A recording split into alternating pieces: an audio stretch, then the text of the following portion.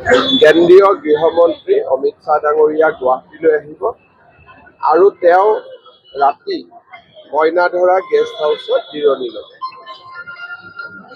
অহাকালি ৰাতিপুৱা 10 বজাত তেখেত শ্বহীদ স্মাৰকলৈ যাব আৰু অসম আন্দোলনৰ জাতীয় শ্বহীদসকললৈ শ্ৰদ্ধাঞ্জলি জ্ঞাপন কৰিব। তাৰ পিছত তেখেত বৰদোৱালৈ যাব।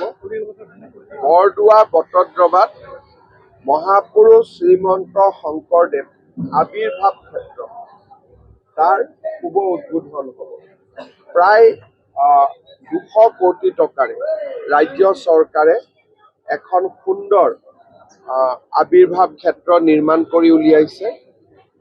এই আবিৰ্ভাৱ ক্ষেত্ৰখনৰ আধাৰশিলাও অমিত শ্বাহ ডাঙৰীয়াই স্থাপন কৰিছিল আৰু তেখেতৰ কৰ কমলেৰে অহাকালি এই আবিৰ্ভাৱ ক্ষেত্ৰখনি উদ্বোধন কৰা হ'ব। তাৰপিছত তেখেত গুৱাহাটীলৈ আহিব। গুৱাহাটী মহানগৰ পুলিচ আয়ুক্তৰ কাৰ্যালয় এটা আধুনিক বিল্ডিং, য'ত নেকি গোটেই গুৱাহাটীৰ ট্ৰেফিক কণ্ট্ৰল হ'ব।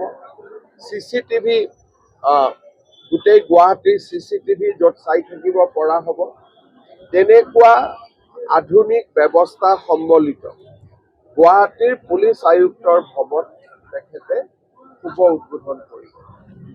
তাতে এখন প্ৰদৰ্শনীও হ'ব।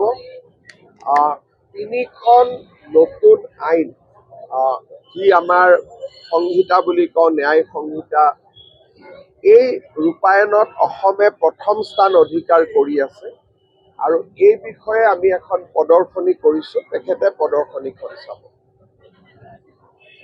4 বজাত তেখেত আমাৰ জ্যোতি বিষ্ণু আন্তৰ্জাতিক কলা মন্দিৰলৈ যাব আৰু 5000 আসনযুক্ত জ্যোতি বিষ্ণু আন্তৰ্জাতিক কলা মন্দিৰৰ শুভ উদ্বোধন কৰিব।